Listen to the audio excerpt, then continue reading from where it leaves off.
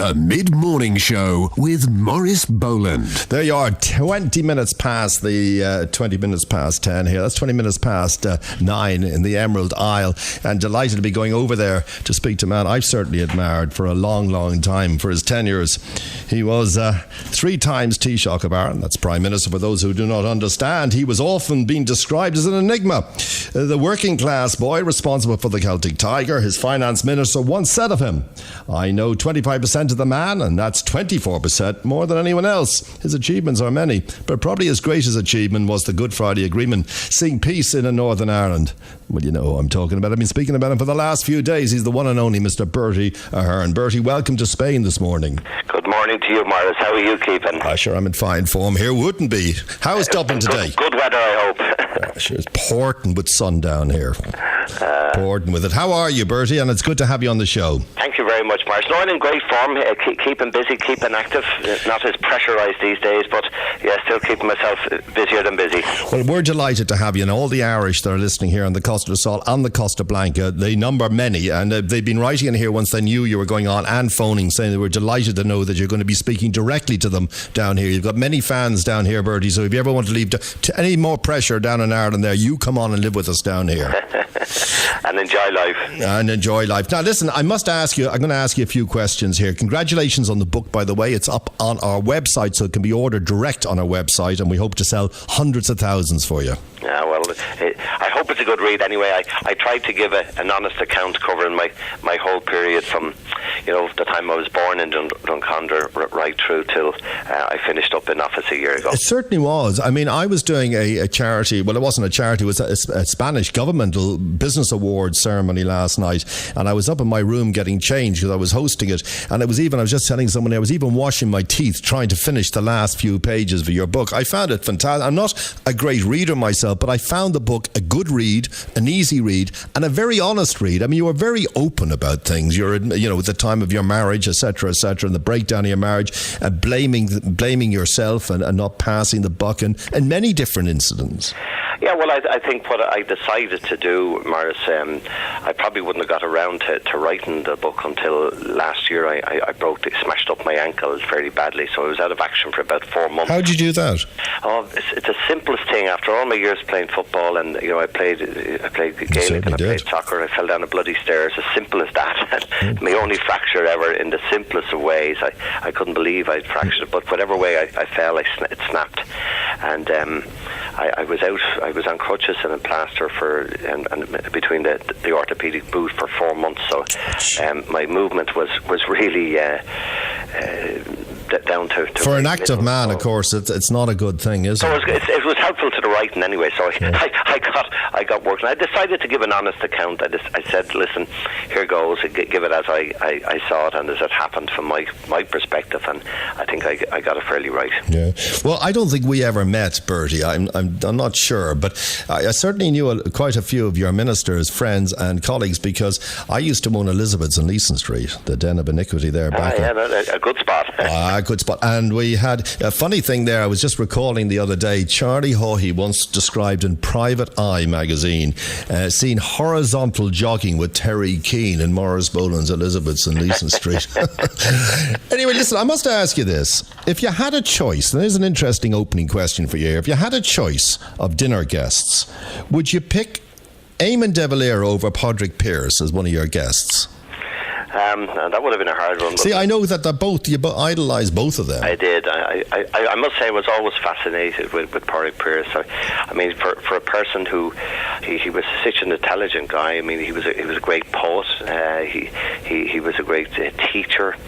He was an academic. He was a great organizer, and he knew when he went leading the revolution that it was ultimately going to see his demise. I mean, he well understood the consequences of taking on the empire, that there was no way that he wouldn't be executed. But he gave his life for that, and I think he was his wonderful writings. I've studied him over 30 years, and he was a person. He's really my historical idol. I probably would have been a bigger Lemass fan even than Dev. I think Lemass was the guy who transformed Ireland. Dev did his piece through the War of Independence and the Civil War and that. But I think, in terms of the modern Ireland taking the last 100 years, I think Lemass was an outstanding. But he would be at your table. I'm sure Brian Lenihan would have been at your table as well. Yeah, but Brian you admired him, didn't you? Was very close to me. He was a guy I learned a lot from.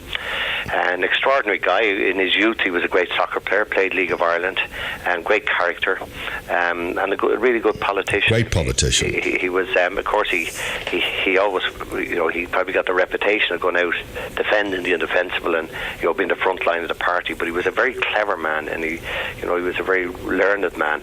And sometimes I think people saw a bit of over the funny side of him, but he was really a good person. Now, a man you looked up to as the daddy. I want to put a few things straight. Some people asked me last night. They said, "Actually, that man's an IRA man. You're from the old Republican stock, and it's a very different thing than the terrorist of the IRA, isn't it?" It is. I mean, I think the old IRA, they fought the Black and Tans. I mean, they fought the British in very different circumstances, and my father was part of the old IRA. He moved into Fianna Fáil when Dev set it up in 1926, and he hated any of the sectarian attacks, and he hated the civilian bombings. He couldn't understand that. He just did not see that as part of any fighting for a cause, just killing people in a restaurant or a tea bar who were out to have a quiet cup of coffee with their parents or something. You get blown apart. I mean, he just couldn't understand that. He did not see that as any kind of freedom fighting. And of course your mum, your late mum, who passed away not that really long ago, she a great fan of yours, of course, and proud as she was to see you there in the position you got into. But she was actually raided herself, I think, by the Black and Tans. Yeah, and it remained with her for life. I mean, they were tough times. They were both from Cork, and that's where a lot of the troubles were. And she told always the story about just before Christmas one year, the Tans came in and they were questioning, they were looking for people on the run. There was nobody there, and on they went and gave them a really tough time. And when they could find nobody, they just turned around and killed all of their Christmas turkeys and geese, which she resented big time because that's what they lived on at the time. Now, do you think your background, your upbringing, we'll talk about your politics in a moment, but do you think that gave you entree? Do you think that the IRA of today looked at you as a sort of an ally and then gave you sort of a way of being able to say, come on lads, let's sit down and talk?